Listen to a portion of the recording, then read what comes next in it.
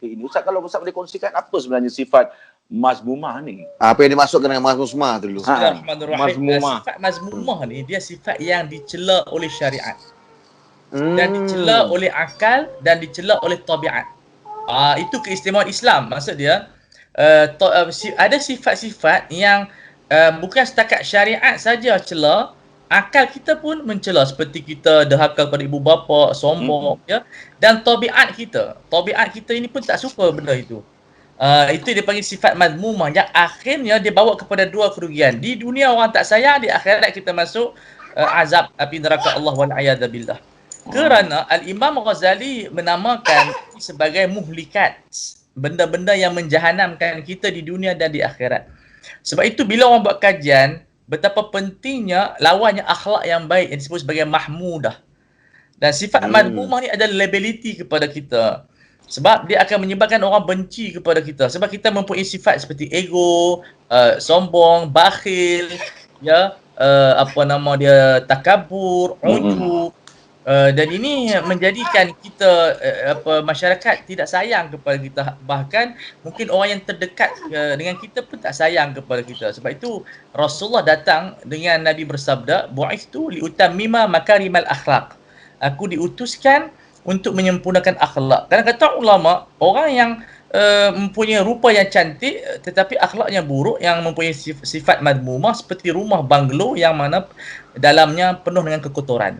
So itu ibarat dia. Jadi kalau Ustaz boleh kongsikan apakah balasan yang akan diterima oleh seseorang yang bersifat bakhil dan kedekut ni? Ya, bakhil ini adalah satu sifat yang diwarisi daripada Qarun, ya. Kita tahu harta Qarun itu Qarun ini dia mempunyai sifat kapitalis punya sistem. Yang kaya makin kaya, yang miskin papa kedana. Jadi sebab dia merasa dirinya dia yang sendiri yang menjadi punca kepada pendapatan kekayaan dia. Itu punca bakhil. Dan bakhil ni apa definisinya? Definisinya ialah tidak mau membelanjakan kepada jalan kewajipan. Misalnya dia ada tanggungjawab kepada anak dan isterinya, dia tak bagi nafkah, itu dipanggil bakhil. Dan dia ada wang yang lebih untuk menginfakkan fi sabilillah, bantu orang miskin yang kelaparan, adik-beradik yang lapar, dia tidak bantu. Maka itu anggap sebagai bakhil. Lawannya berjimat. Berjimat tak apa. Berjimat maksud kita kawal duit, iaitu kita belanja kurang daripada gaji kita, kurang daripada pendapatan kita. Dan jangan sampai kita boros pula kita membelanjakan dalam perkara yang tak diperlukan oleh kita. Jadi kita ada 3 peringkat yang perlu kita fahami. Sebab tu Tuhan menyebut walladzina idza anfaqu lam yusrifu wa lam yaqturu. Sifat orang mukmin yang berbelanja, dia tidak boros dan dia tidak kedekut. Jadi kalau kita tengok dalam trend sekarang ni, banyak orang yang orang cakap terlampau menonjol dengan apa yang dia ada secara berlebihan. Menunjukkan kekayaan dan sebagainya. Jadi apa pandangan Ustaz tentang hal ini? Ini yang Tuhan sebut alhaakumut takatsur. Kamu dilalaikan dengan berlumba-lumba membanggakan apa yang ada kepada kamu. Orang berbangga dengan CJ, berbangga dengan pangkat, berbangga dengan anak cucu. Orang lain tak ada anak, dia ada anak, anak ramai, berbangga yang isteri ramai. Kalau isteri ramai tu tak salah, tapi berbangga melihat orang yang tidak ada isteri ramai dengan masa pandangan yang kurang. Mana kalau isteri tu sorok Ustaz? Masuk Ustaz? Tak lah. Saya nak tahu juga tu. Tak perlu sorok. Tapi kita memandang masing-masing kita, hang ada anak berapa dah kan?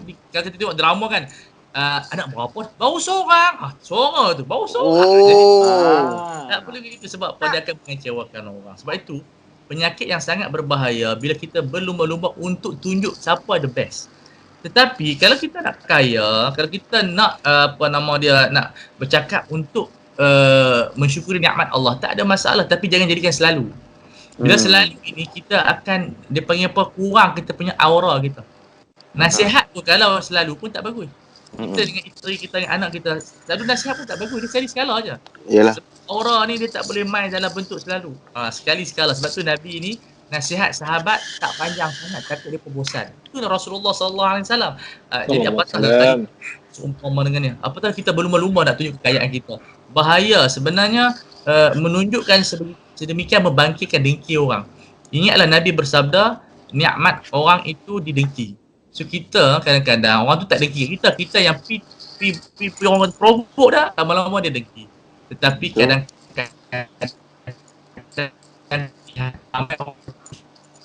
baru.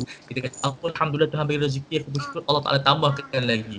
Untuk motivate orang tak ada masalah. Tetapi kalau kita sekadar untuk nak bagi orang jealous, nak bagi orang rasa sakit hati, yang tu yang tercela. Sebab semua perbuatan itu bergantung kepada niat dan natijah.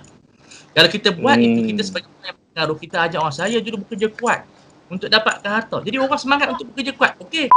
Tapi sikap Mas Umar ni dianggap sebagai satu penyakit ke Ustaz?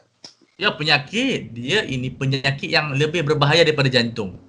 Jantung bawa kepada mati, mazmumah bawa kepada api neraka Allah wala'iyadzabillah. Allahu Akbar. Ini yang bahaya. Tetapi insya-Allah dengan kita berusaha, Allah Taala akan bagi jalan. Walladzina jahadu fina lanahdiyannahum subulana. Orang yang berjuang untuk menghapuskan sifat mazmumah ini, insya-Allah Allah Taala bagi petunjuk untuk jadi orang yang baik. Sebab itu dia panggil power of kindness. Orang buat kajian, orang yang jadi baik ini tidur pun mudah, bangun tidur pun mudah, orang sayang. Jadi kalau kita ni buat jahat, nak tidur pun payah.